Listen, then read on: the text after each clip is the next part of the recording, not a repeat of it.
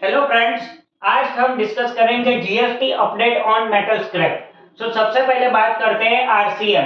Friends, GST council की last meeting में ये डिसाइड हुआ था कि मेटल स्क्रैप का जो भी सेल होता है from unregistered person to registered person, उसमें अगर कोई रेवेन्यू लीकेज है या फिर कोई ट्रांजैक्शन का डिस्क्लोजर नहीं हो रहा है तो उस पे आरसीएम लगाया जाए।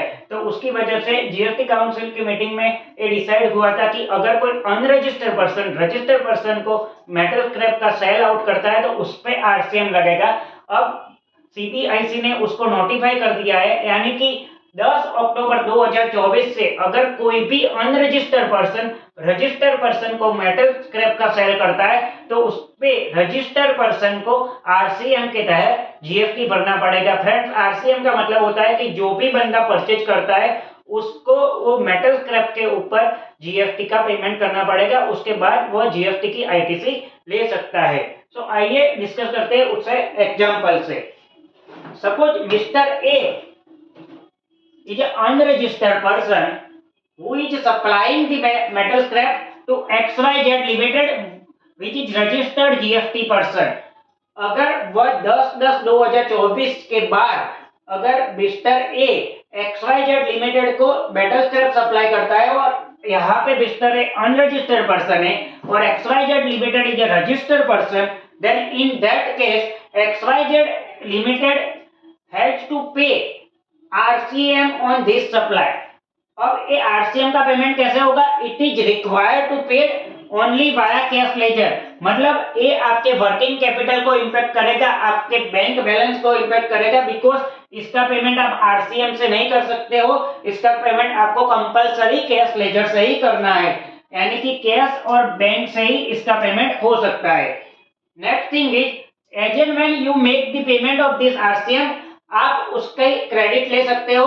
वह अमाउंट जब भी आप क्रेडिट लेंगे आपके इलेक्ट्रॉनिक क्रेडिट लेजर में क्रेडिट हो जाएगी और उसका यूज आप जीएसटी की लायबिलिटी का पेमेंट करने के लिए कर सकते हो। लेकिन एक बार तो आपको आरसीएम पेमेंट करने के लिए कैश लेजर का इस्तेमाल करना पड़ेगा, यानी कि आपको आरसीएम का पेमेंट कैश या बैंक से ही करना पड़ेगा। एक थी एक अपडेट ऑन मेटल स्क्रैप, यानी कि अगर अनरजिस्टर्ड पर्सन से आप कोई भी मेटल स्क्रैप परचेज करते हो तो आपको एज ए रजिस्टर्ड पर्सन उस पे आरसीएम के तहत जीएसटी भरना पड़ेगा। नाउ एक और अपडेट आई है, हालांकि वो अभी नोटिफाई नहीं हुई है। As per yesterday's update till it is not notified as on 9 October 2024, लेकिन जल्द ही वो नोटिफाई हो जाएगी क्योंकि ये जीएसटी काउंसिल की मीटिंग में डिसाइड हो चुका है। GST update on metal scrap में एक और अपडेट आई है कि अगर आप मेटल स्क्रैप का सप्लाई करते हो on B2B basis, B2B basis मतलब रजिस्टर्ड पर्सन कोई दूसरे रजिस्टर्ड पर्सन को मेटल स्क्रैप का सप्लाई करता है तो जब भी परचेजर उसको पेमेंट करेगा उसमें से 2% टीडीएस डिडक्ट कर देगा। आइए उससे समझते हैं ये पावर गवर्नमेंट के पास कहां से आया। तो ये पावर आता है section 51 of the CGST act. Section 51 of the CGST act start with the wording of notwithstanding. मतलब अगर कहीं पे भी कोई कॉन्ट्राडिक्टरी लिखा हुआ है तो सेक्शन 51 प्रिवेल करेगी।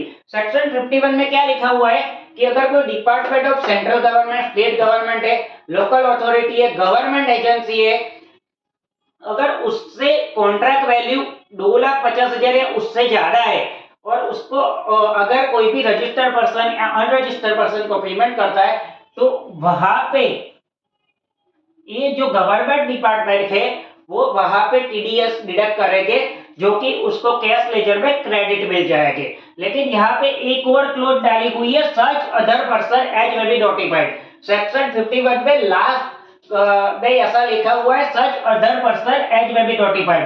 सो now as per GST Council recommendation, such other person will include the metal scrap supplier।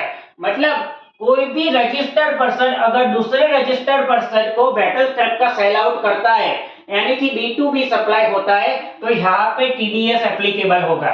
आइए उसे एग्जांपल से समझते हैं। ABC limited is a registered person, it is supplying the metal scrap to XYZ limited registered person, so this is the B2B supply। सो यहाँ पे जब भी XYZ limited ABC limited को पेमेंट करेगा तब उसको 2% का टीडीएस कट करता है और उसके बाद उसको गवर्नमेंट में पे आउट करता है। नाउ व्हाट हैपन, अगर 5 लाख का बिल बचता है और 5 लाख का पेमेंट करता है XYZ लिमिटेड को, एबीसी लिमिटेड को, तो 5 लाख में से 2% डिडक्ट करेगा XYZ लिमिटेड और बाकी का पैसा एबीसी लिमिटेड को दे देगा।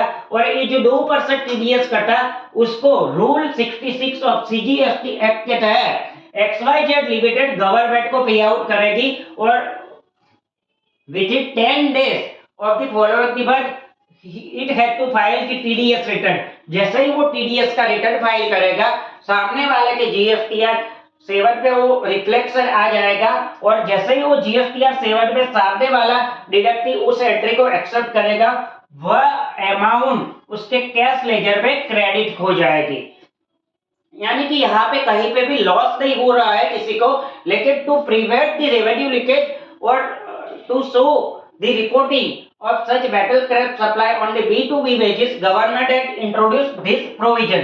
मतलब जो भी TDS का डिडक्शन होगा वो as and when TDS return is filed by the deductor, deductee को वह अमाउंट उसके GST या 7 TDS रिटर्न में दिख जाएगी और बाहर से जैसे ही डिडक्टी उसे एक्सेप्ट करेगा वह अमाउंट उसके कैश लेजर में आ जाएगी ना। एक चीज और है कि अगर आपकी प्लेस ऑफ सप्लाई और location of supply, place of supply और location of supply is different from the recipient place of recipient, तो यहाँ पे टीडीएस नहीं लगेगा। मतलब ये कि अगर आपकी प्लेस ऑफ सप्लाई गुजरात है, location of supply is also Gujarat, लेकिन place of recipient is Maharashtra, ठीक है, तो यहाँ पे प्लेस ऑफ सप्लाई और location of supplier is same है, लेकिन रिसिपिएंट का प्लेस अलग स्टेट में है तो यहाँ पे टीडीएस नहीं लगेगा।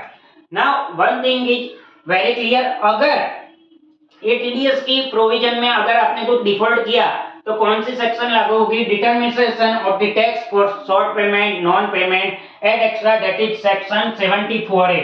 73 और 74 not relevant from financial year 24-25। सो 74A के तहत आपको नोटिस आ सकती है अगर आपने कहीं पे भी टीडीएस की प्रोविजन में डिफॉल्ट किया तो। अगर आपने लेट पेमेंट किया, ड्यू डेट क्या है 10th of the following month, अगर टीडीएस का पेमेंट अगर आपने लेट किया तो वहां पे इंटरेस्ट भी लगेगा as per section 50 of the CGST act. तो यह प्रोविजन थी for the purpose of GST on metal scrap act पर सेक्शन 51 टीडीएस प्रोविजन, जो कि नया अपडेट आया है। I hope you will understand this. Friends एक चीज और आपको क्लियर कर दूं कि अगर यहाँ पे कॉन्ट्रैक्ट वैल्यू आपकी 2,50,000 से ज्यादा है तो ही टीडीएस एप्लीकेबल होगा, अगर 2,50,000 से कम है तो टीडीएस एप्लीकेबल नहीं होगा। यहाँ पे वैल्यू ऑफ सप्लाई में क्या आएगा, तो यहाँ पे वेरी मच क्लियर कि अगर आपका 1 लाख का बिल है प्लस जीएसटी मिला के 1,18,000 की टोटल वैल्यू हो रही है, तो for the purpose of TDS आपको 1 लाख ही लेना है, that is the basic value. आपको जीएसटी उसमें इंक्लूड नहीं करना है, यानी कि बेसिक वैल्यू पे ही रिसिपिएंट आपका टीडीएस डिडक्ट करेगा। एक चीज और क्लियर करनी है कि मेटल स्क्रैप सप्लाई पे इनकम टैक्स में सेक्शन 206 सीई के तहत टीडीएस लगता है 1%, टीसीएस लगता है 1%। So this TCS of income tax is different from the TDS of the GST. So metal scrap पे क्या क्या लगेगा, मेटल स्क्रैप जब भी आप सेल आउट करते हो तो इनकम टैक्स का 1% का टीसीएस लगेगा। नेक्स्ट थिंग इज अगर वो अनरजिस्टर्ड पर्सन से आप परचेज कर रहे हो तो रजिस्टर्ड पर्सन को उस पे आरसीएम भरना पड़ेगा। नेक्स्ट थिंग इज अगर वो रजिस्टर्ड टू रजिस्टर्ड पर्सन यानी कि B2B सप्लाई है एज पर जीएसटी, तो वहां पे जो भी रिसिपिएंट है, परचेजर है, वो आपका 2% टीडीएस डिडक्ट करेगा। यानी कि यहाँ पे इनकम टैक्स का कंप्लायंस भी आता है, अगर अनरजिस्टर्ड से डीलिंग हो रही है तो आरसीएम का कंप्लायंस भी आता है, और B2B सप्लाई है तो टीडीएस एक्ट पर सेक्शन 51 ऑफ द सीजीएसटी भी आता है। तो यहाँ पे बहुत सारे कंप्लायंस आते हैं, और अगर कहीं पे भी डिफॉल्ट होता है तो it will invite the notice for interest as well as the penalty, late fee et cetera. So I hope you will understand this. Thank you very much.